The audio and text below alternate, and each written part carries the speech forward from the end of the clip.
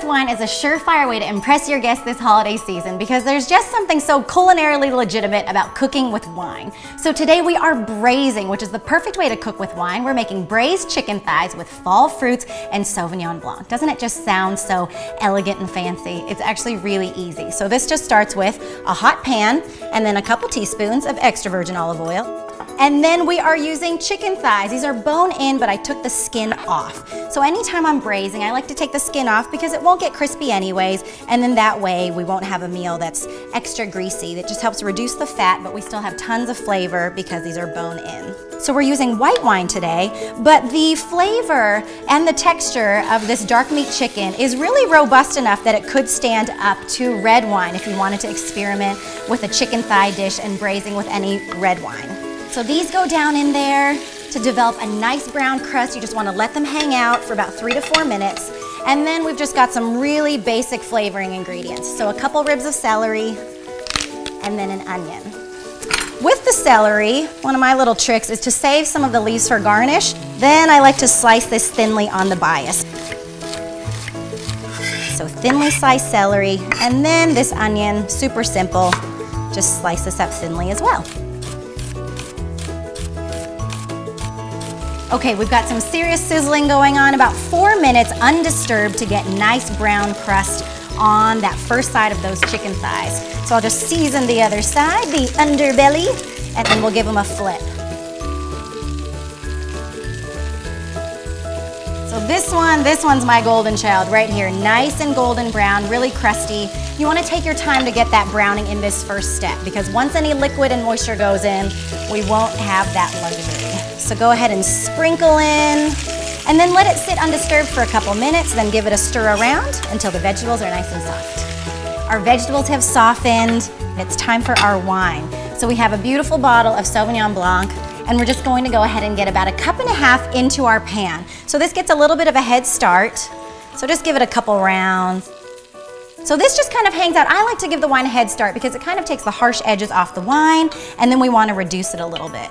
So while that goes, I'm going to get our dried fruit ready. Something feels so harvesty about cooking with dried fruit. So during the summertime, I cook with fresh fruit, and then when it's the holidays, I love dried fruit. So I've just got some apricots here, and then also golden raisins and cranberries, about 1/3 cup of each. So now that this is reduced a little bit, and you can see it's thickened up, it's smelling really good.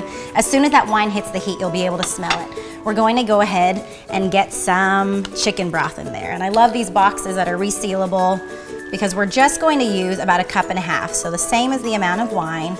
You just want to barely come up the sides of those chicken thighs. And then in goes all of my dried fruit.